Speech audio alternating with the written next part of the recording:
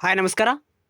9ನೇ ತರಗತಿ ವಿದ್ಯಾರ್ಥಿಗಳಿಗೆ ಈಗಾಗಲೇ ಎಪಿ2 ಎಕ್ಸಾಮ್ ಸ್ಟಾರ್ಟ್ ಆಗಿದ್ದು, ವಿಷಯ ನಾವು ಸಮಾಜ ವಿಜ್ಞಾನ ಸೋಷಿಯಲ್ ಸೈನ್ಸ್ ಸಂಬಂಧಪಟ್ಟಂಥ ಕನ್ನಡ ಮಾಧ್ಯಮದಲ್ಲಿ ಪ್ರಶ್ನೆ ಪತ್ರಿಕೆ ನೋಡೋಣ.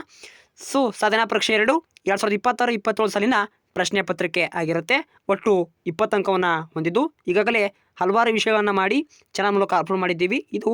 ಇದು ಸೆಟ್ 2ರ ಪ್ರಶ್ನೆ ಪತ್ರಿಕೆ ಆಗಿರುತ್ತೆ. ಸಮಾಜ ವಿಜ್ಞಾನ. ಇಲ್ಲಿ ಕೊಟ್ಟಿರುವಂಥ ಪ್ರಶ್ನೆಗಳಿಗೆ 4 ಪರ್ಯಾದ ಆಯ್ಕೆಗಳನ್ನು ಕೊಟ್ಟಲಿದ್ದು, ಸರಿಯಾದ ಉತ್ತರವನ್ನು ಆರಿಸಿ ಬರೆಯುವಂಥ ಪ್ರಶ್ನೆ ಕೊಟ್ಟಿರ್ತಾರೆ. ಅಲ್ಲಿ 2 ಪ್ರಶ್ನೆಯನ್ನು ಕೇಳಿದ್ದಾರೆ. ಇವುಗಳಲ್ಲಿ ರಾಜ್ಯ ಶಾಸಕಾಂಗದ ಕೆಳಮನೆ ಅಂತ ಕೇಳಿದ್ದಾರೆ, ಅದನ್ನು ನೋಡ್ಕೋಬೇಕು.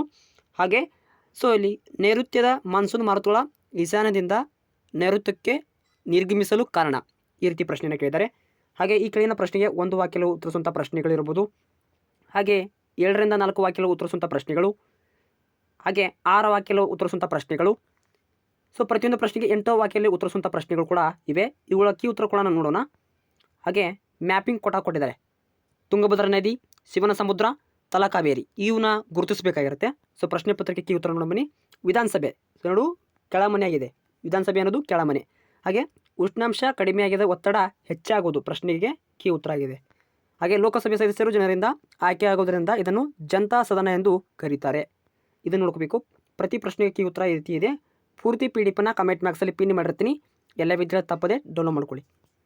ಪ್ರಶ್ನೆ ಪತ್ರಿಕೆ ಕಂಪ್ಲೀಟಾಗಿ ಕೀ ಆನ್ಸರ್ ಇವೆ ನೋಡಬೇಕು. ಪ್ರಶ್ನೆ ಎಲ್ಲ ಈಗ ಮ್ಯಾಪಿಂಗ್ ಬಂದ್ಬಿಟ್ಟು ಇಲ್ಲಿ 5 ಪ್ರಶ್ನೆಗೆ ನಾವು ಗುರುತಿಸಿದ್ದಾರೆ. ಮ್ಯಾಪಿಂಗಲ್ಲಿ ಕರ್ನಾಟಕ ಭಾಗ ಇದು. ಕರ್ನಾಟಕದ ಭಾರತವನ್ನು ಗುರುತಿಸುವಂಥ ಸಂಬಂಧಪಟ್ಟಿದ್ದು, ಅಥವಾ ಭಾರತ ನಕ್ಷೆನ ಕೇಳ್ಬೋದು ನಿಮಗೆ. ಇಲ್ಲಿ ಕರ್ನಾಟಕ ಮ್ಯಾಪಿಂಗನ್ನು ಕೇಳಿದ್ದಾರೆ. ಮುಂದಿನ ತರಗತಿಯಲ್ಲಿ ಸಿಗೋಣ. Thank for watching. Have A nice day.